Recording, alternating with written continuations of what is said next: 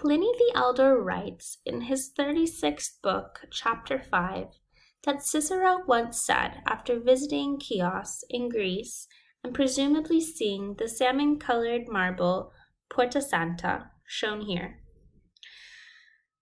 "The art of painting never would have been held in such esteem, or indeed in any esteem at all, if variegated, polychrome, marbles had been held in admiration."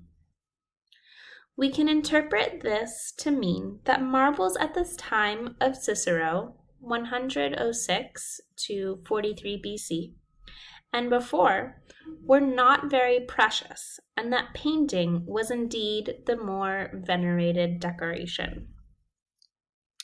This, of course, is before the mass importation of polychrome marbles from North Africa and Asia Minor. But it also suggests that painting had a higher value than rare stones at the time of Samnite House.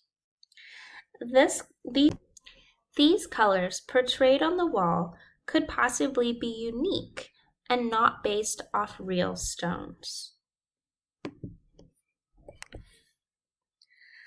The House of the Faun is a much later example of the first style, when more marbles were available, giving us a bit of a different story aesthetically. We have the entryway of a house that mostly follows the first style conventional organization with a socle, orthostates, and isodomic course. The string friezes are not very pronounced here, and the orthostates are elongated vertically with a thin central block. These stucco blocks are in high relief cushions with color in between, creating a frame. The colors we see are white, yellow, and perhaps a red socle. What stands out significantly are the first blocks in the isodomic course, which exhibit a richly patterned imitation stone full of colors. The House of the Faun is from 50 to 79 AD, at which point many new stones would have been found. What is exciting about this central block, which contains circular patterns of purple, orange, green, yellow, and black, seems to imitate agate. Agate is found throughout the world, however, is named after the Achates River, now Drilo River in southern Sicily. It has been used in Greek and Roman art from the beginning, but now we are seeing it in a unique form in imitation wall painting. Where this particular type of agate is found, or where the original example came from, we cannot say, but there could be an argument for its origin in Sicily. Because of the immense detail in this wall painting example, it can be surmised that the painter had access to a significant piece of real agate, or was quite experienced with the aesthetic, perhaps meaning it was in regular demand and availability at the time of the House of the Faun.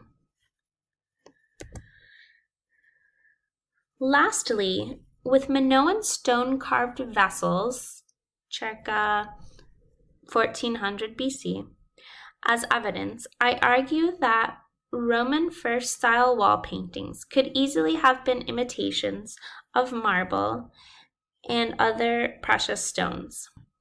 Though with Pliny as witness, these marbles may not have been a popular Roman aesthetic before the 1st century BC. They certainly were circulating in the more prominent Roman households. We know that many of the polychrome marbles are found in Greece, who traded with and were conquered by the Romans, providing an obvious link to these resources. Evidence of Minoan's use of stone only supports the use of these polychrome marbles in the history of Greek art. Whether all the types are from Greece or not, It proves knowledge of their existence and a demand for trade, however small. Most importantly, we understand that wall painting was the foremost interior decoration for Romans from the beginning. They imitated marbles as a show of wealth and culture, but this was no less valuable than having the marbles themselves on the wall. The illusion of the paintings was the treasure. As we continue to follow Roman interior decoration in the posterior styles of wall painting, we see a decline in marble imitation as the central element, while the architectural aspects take center stage. Marble, once an important visual and commodity, takes a step back and lets the art of wall painting and a new type of aesthetic have the spotlight. We should be less surprised by the architecture and illusion that we see in the transition from first to second style wall painting, as it has been there all along. Roman first style wall painting is rooted in masonry, taken from opus quadratum, the basis of architecture. Though marble begins in Greece with its use even as far back as the Minoan culture, Romans used marble as the first inspiration for illusion by depicting imitated marble. In my opinion, with these realizations, we must understand that by depicting marble on the walls of their homes, Romans were not wishing for a richer material.